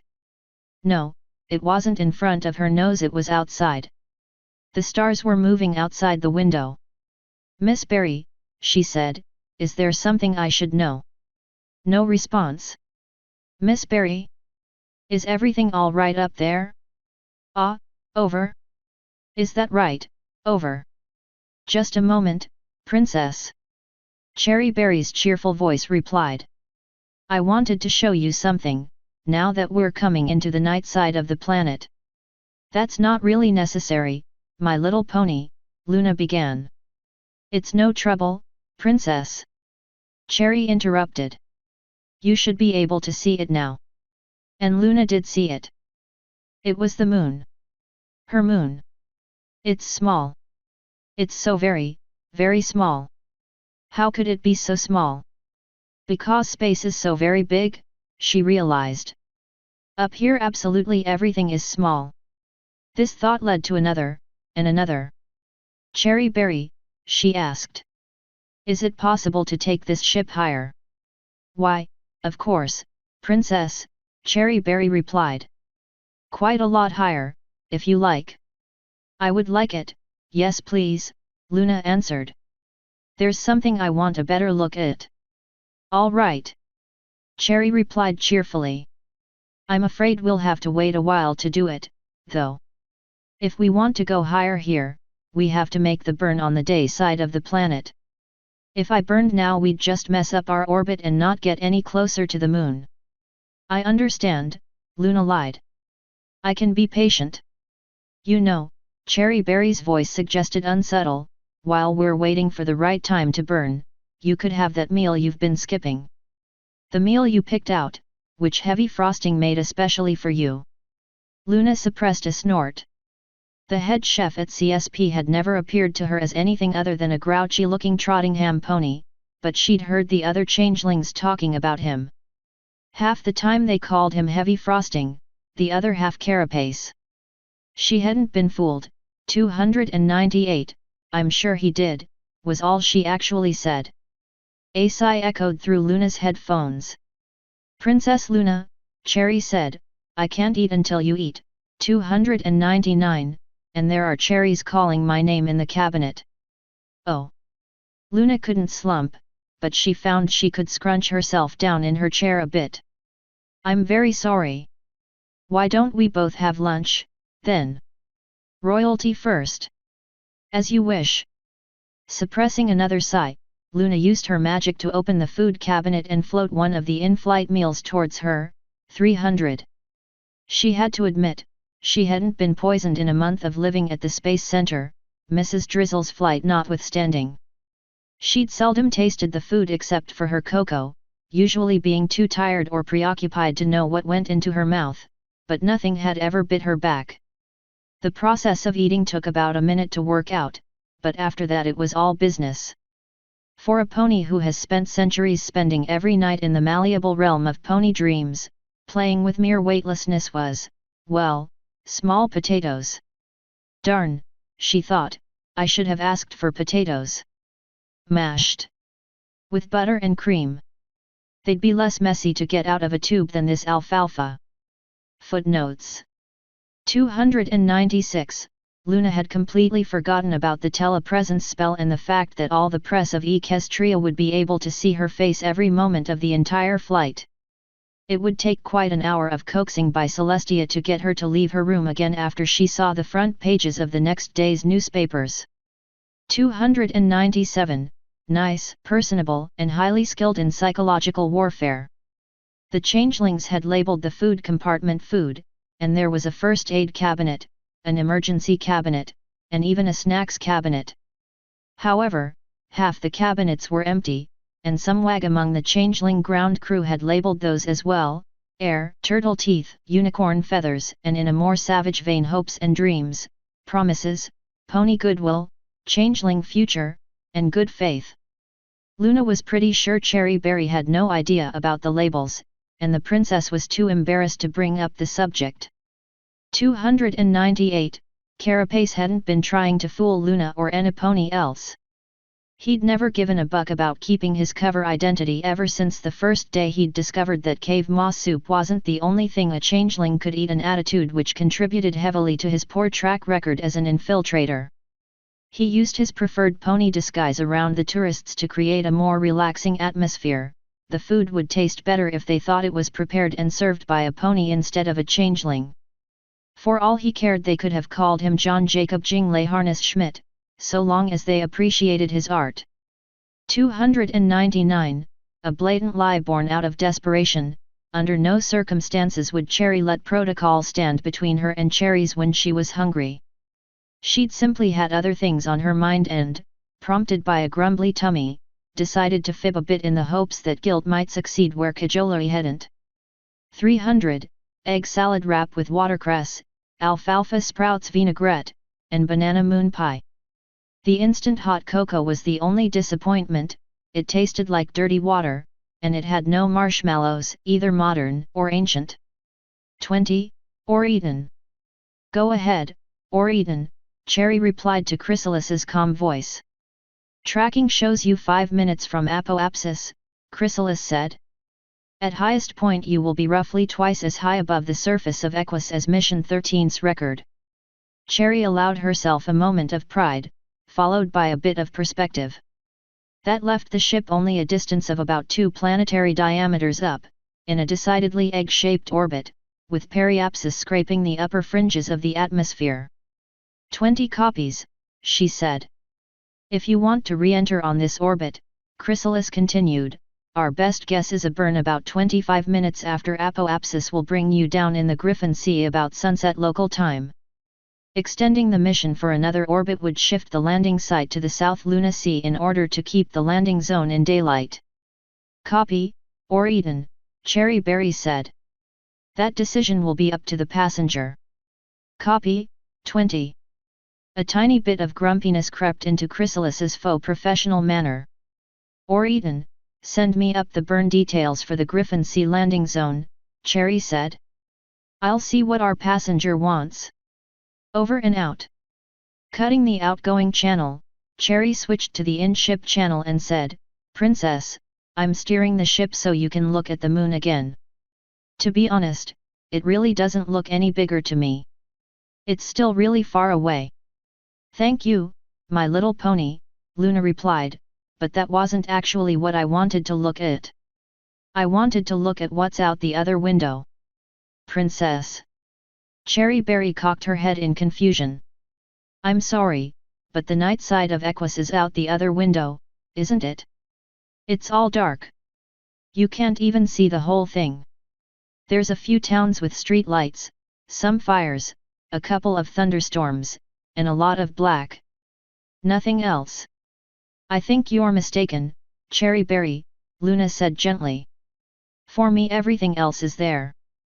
Cherry Berry shook her head.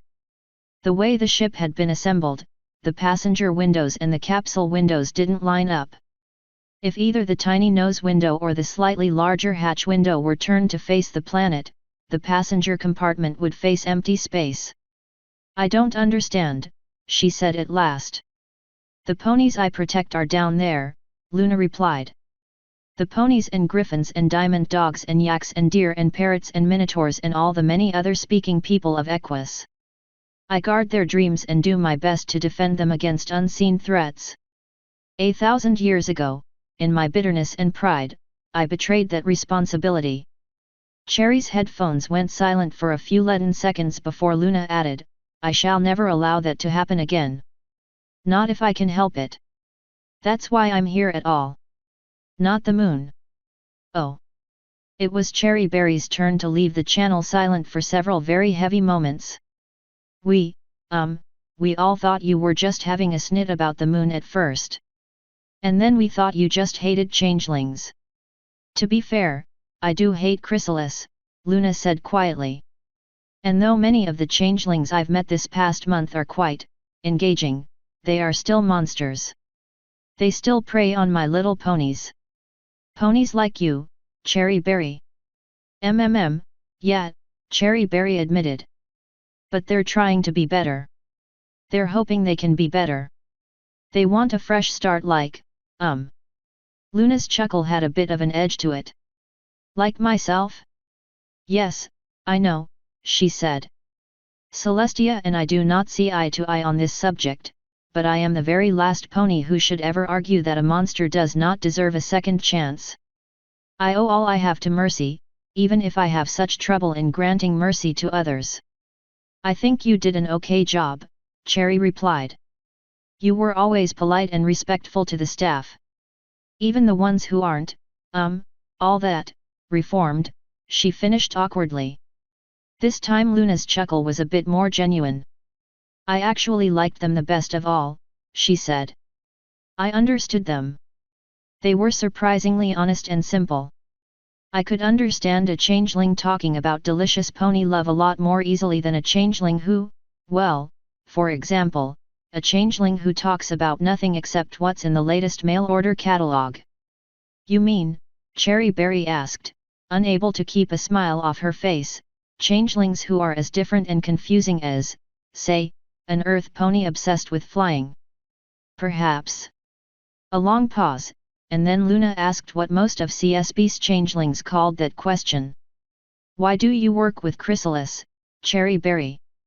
I know why you began, but you must know Twilight would love to have you on her staff now. As would any of the other space programs. Is beating her to the moon so important to you? Me? No. Cherry Berry made a warning gesture with her hooves, only belatedly realizing that Luna couldn't see it. Beating Twilight to the moon is CHRYSSY's thing, not mine. Then why do you fly these rockets? Luna pressed. Is it for the stars? Or is it for the fame you get back home? Do you seek to prove the worth of Earth ponies? Or changelings? Cherry didn't need more than a moment's thought. I fly to fly, she said simply. The destination isn't important.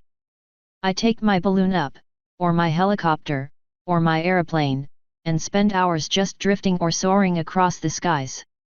Moments like this, right now, she said, making yet another gesture Luna couldn't see through the bulkhead, feeling the freedom from the ground and everything like this is why I fly.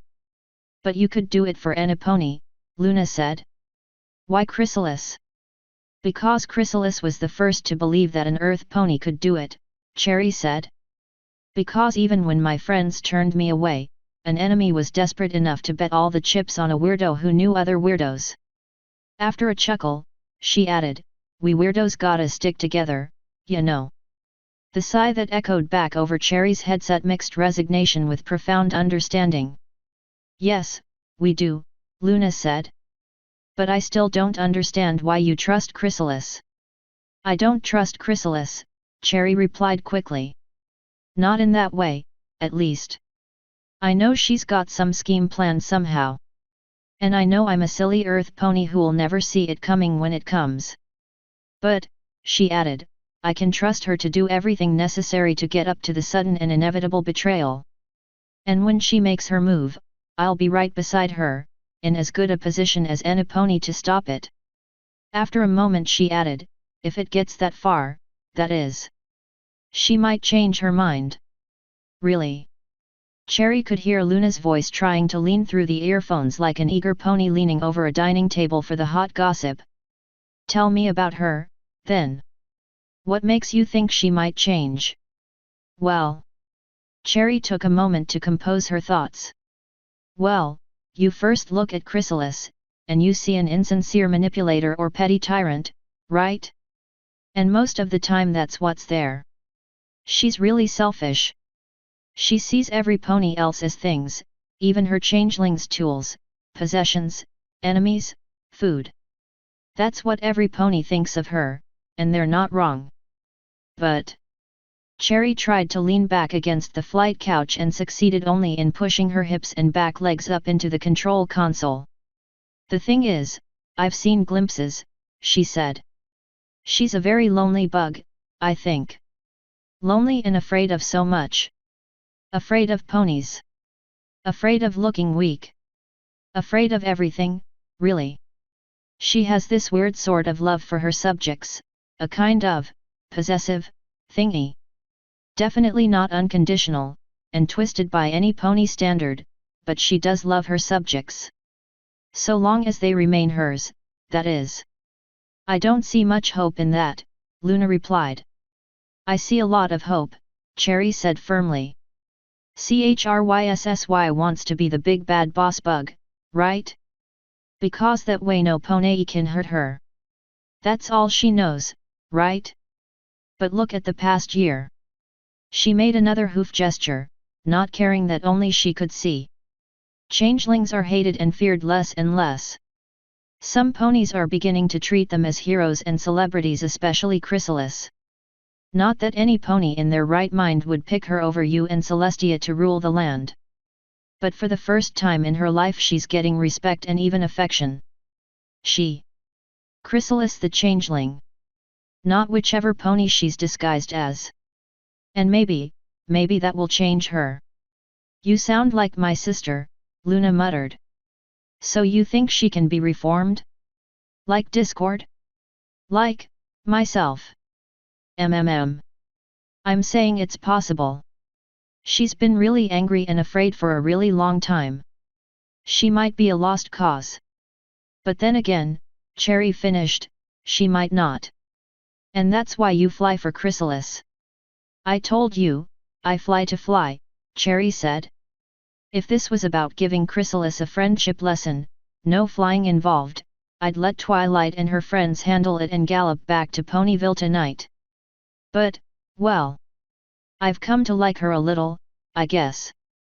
Cherry thought back to 100 little moments between the two of them and said, she's evil, manipulative, and a pain in the flank to work with a lot of the time, but she's really fascinating to watch. And there are those moments when the not totally evil part of herself shows through for just a second. So I think I'll stick with her a while longer. Not because I'm hers, because I'm not.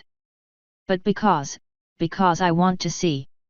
There followed a long, but not unpleasant, quiet time, as the spacecraft drifted through and passed the highest point in its trajectory around the night-clad world below. You've given me much to think about, Luna said at last. And when I talk about this with my sister, no doubt she will smile her little smile and most definitely not tell me she was right all along. This last part came out in a grumble, and Luna cleared her throat to remove it before continuing, but after listening to you, I've decided that spaceflight is in good hooves. Chrysalis is accepted, of course. Cherry put in. Of course, Luna replied, amused. But rest assured, within a day of my returning to Canterlot, I shall announce an end to the moratorium on flights to my moon. I shall, of course, she added, not promote tourist flights. The dangers aside, if I have that sort of money to spend I could vacation in much more comfortable surroundings. Cherry giggled. Chrysalis won't be bothered by that, she said. She's regretted signing up any tourists, never mind all of you. She wants to get back to proper flying. Really? Perhaps I should change my mind, Luna said, even more amused. But seriously, there is one other thing. Did Chrysalis tell you what the price of my flight was? I don't think so, Cherry replied. Just that we'd be allowed to go to the moon. How would you like to go someplace else first? Cherry Berry blinked. Bucephalus is way further away than the moon, she said. And Twilight says that. I meant, Luna overrode the pilot's words with a slight raise of her voice, that I have brought one of my little stars much closer to Equus. As close as I dare bring it. You've seen it a couple of times. In fact, she drawled in a speculative tone, I believe you might be able to see it ahead of the ship now, a tiny shining thing just bigger than a dot. Cherry rolled the ship to put the hatch window ahead of them in flight, the tiny nose cone windows not allowing for a wide enough field of view to spot anything not directly in front of the ship. There, not far above Equus's curved horizon, lay a brilliant star, much brighter and steadier than any of its neighbors. It seemed slightly lumpy. I named that one little mouse when I was much younger, Luna continued. Or in ancient equestrian, Minmus. It currently circles the world about 3 times as far away as the moon. It is a new world, if a tiny one. After a brief dramatic pause, Luna added, and as I promised Chrysalis, I am giving her space program your space program exclusive rights to the first landing upon it. Cherry's breath caught in her throat. Exclusive first landing. My guard said Chrysalis accused me of wanting to delay her landing on my moon. That wasn't my intent, but it certainly won't sadden me. Nor Twilight, I suspect. You know Twilight's going to beg you for her own little star to land on. Cherry said. She can visit Minmus after you've had your visit, Luna replied. One of my little stars is enough for science. And speaking of enough, she added, unable to restrain a yawn, I should like to return home now, please. As expeditiously as possible. I've been awake nearly 24 hours now. I can arrange that, Cherry Berry replied. Deorbit burn in, about, 14 minutes. Mission 20 re-entered the atmosphere at a faster speed than any spacecraft before. Ponies saw the fireball from Tall Tale to Dodge Junction and beyond. The roar of re-entry within the ship, and the rattling and groaning of the ship's fabric as Cherry Berry brought it down, were equally impressive. Princess Luna slept through the whole thing. When the retrieval crew found the capsule off the southern Griffin coast a bit after sunset, she was still sound asleep, dreaming dreams in which the knobs of Chrysalis's crown had been replaced with hearts and, for some reason, she, Luna, and Nightmare Moon were all in the same bowling league. When she related the dream 2 days later over Celestia's breakfast, her big sister snorted milk through her nose. Mission 20 report. Mission summary, take a VIP to orbit and return her safely, test heat shield on splashdown after flight. Pilot, Cherry Berry. Crew, Luna, tourist. Flight duration, 9 hours 37 minutes. Contracts fulfilled, 2. Milestones, none. Conclusions from flight, something new is on the horizon. Literally. Mission assessment, definitely successful. 3 days after the retrieval of Mission 20, the galleries of Mission Control were once more packed with reporters, camera ponies, and VIPs. The most prominent VIP of them all, however, stood on the floor of Mission Control. As much as she wanted to stay in Canterlot, Luna felt she had to witness the end of her misadventure in investigation. On the giant projection on the front wall of Mission Control, the little robot space probe Mission R2, or as Pinkie Pie insisted on calling it, prototype Proby Dobby, hung under a gigantic grey ball of rock, covered in craters. The probe had been in almost perfect position 2 days earlier for a minor orbital correction to fling it past the moon, and this time Luna had not moved the moon away. The flyby had already been confirmed, and the check from the Royal Astronomical Society lay on the floor 2 feet to Luna's right, under the hoof of Chrysalis herself. But that wasn't the end of the mission. Oh, no.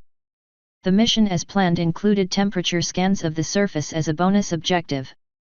With massive amounts of extra fuel and a trajectory going almost perfectly beneath the moon's south pole, Mission R2 was going to attempt an orbit, the first ever orbit of an artificial satellite around an object other than Equus. And the final orbit would hug Luna's beloved moon like a saddle tightened to the last notch. Stand by for engine ignition, occupant said.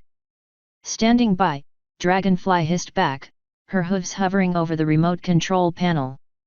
Trajectory, give us the cue when ready. Full throttle burn of 47 seconds, replied George Bull, in 5, 4, 3, 2, 1. Ignition. Dragonfly shouted, setting throttle to full. Just over a second later the projection lit up as a thin plume of plasma erupted from the rear of Mission R2, slowing the tiny ship down. Trajectory projects closed orbit, George Bull continued. Initial orbit with periapsis of 42 kilometers. 2 additional burns required for a polar orbit of 29 kilometers with eccentricity of 1%. Applause filled the control room as the burn ran to its scheduled completion. Under cover of the noise, Luna leaned over to Chrysalis and said, "If I could have found any reason to prevent this, I would have." "I know," Chrysalis replied. "But you couldn't. Because there isn't one. You have a sinister plan." "Thousands," Chrysalis agreed. "And when I find one that is both sinister and not suicidal, you'll find out first." "Hoof. Believe me." Luna nodded, as if the two were discussing the mission instead of baring teeth like diamond dogs disputing pack leadership. "I know you won't tell me why you're doing all this." "Read the newspapers," Chrysalis said. "Watch the newsreels. That's my story and I'm sticking to it." "I just want to tell you one thing," Luna said quietly. "If anything happens to any of my ponies under your care, especially Cherry Berry, I will return this facility to the swamp whence it came." "I'd be a fool to let anything happen to my chief pilot," Chrysalis hissed. "I intend to take very good care of my pony, I assure you." Luna raised an eyebrow. "My pony?" she asked. Chrysalis's poise collapsed. She spluttered. She shuffled her 4 hooves. Finally, after swiping the check up and tucking it under a wing, she said, "Well, I believe it's just about time for the press conference. So good having you with us, Princess. Have a speedy trip home." This said, she retreated in somewhat less than good order, leaving Luna to ponder the meaning of a single adjective. Cherry Berry walked up to her. "Are you going to join us?" she asked. "I'm sure the reporters would love to ask you questions." "Yes, I know," Luna sighed. "The same ones all over again, beginning with, 'How do you feel about flights to the moon?'" She shook her head. "No, I believe I shall disappear while every pony is looking at you." "Oh. Well, have a safe trip." Cherry Berry smiled. "I'll see you in Canterlot next week for Twilight's big friendship festival." "I thought you'd be busy with your flight to my little Minmus," Luna said. "Nah," Cherry said. "There's too much work to do. All the other space programs are demanding rocket parts, and we've barely got enough for ourselves. We need to design a lander. We need to test a rocket that can make it to Minmus and back. We won't be ready to go for weeks, maybe months. I can spare a day or two to go hear Songbird Serenade." "Well," Luna said, smiling, "I suspect I shall be busy, but perhaps we shall meet at the festival." She stood, stretched, and added, "After the month I've had, I believe I could use a nice, uneventful party." Mission R2 Extended Report. Mission Summary, Lunar Flyby, Temperature Scans. Pilot, Probot Abedine Okto, Dragonfly. Flight duration, about 4 moons and counting. Contracts fulfilled, 2.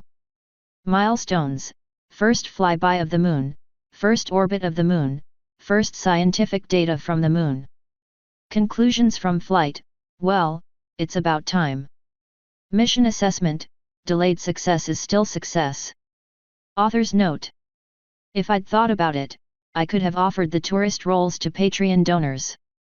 Unfortunately I didn't think of it until I'd already written their scenes, and having done I didn't want to do it all over. Sorry, everybody. And sorry, transmission bill I badly need to pay for. Yes, Minmus. Minmus is the reason I had this detour with Luna. When one of the readers first suggested Minmus, I said it probably wouldn't happen, because there's nothing in MLP that indicates Equestria has a second moon. But remember that Luna is referred to, multiple times, as crafting the night sky in some fashion.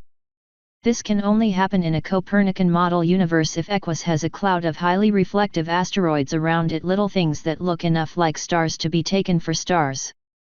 It occurred to me one day that Minmus, as it is in KSP, is a perfect candidate for such an object. And, of course, I wanted practice on Minmus before trying to land on the moon. I used a sandbox game to test my planned end-of-story rocket A&D. Mistakes were made. So here we have Luna, and sadly she doesn't come off well here.